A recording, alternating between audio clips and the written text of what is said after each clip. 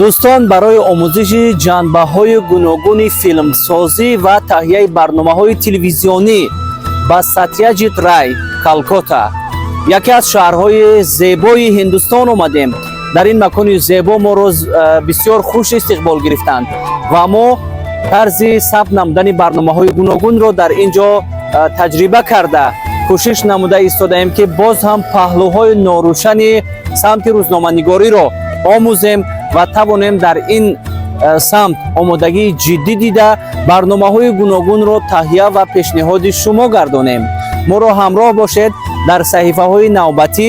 баҳри шумо боз ҳам маълумоти ҷолибро вобаста ба филмсозӣ ва таҳияи барномаҳои гуногуни телевизионӣ маълумот пешниҳод менамоем.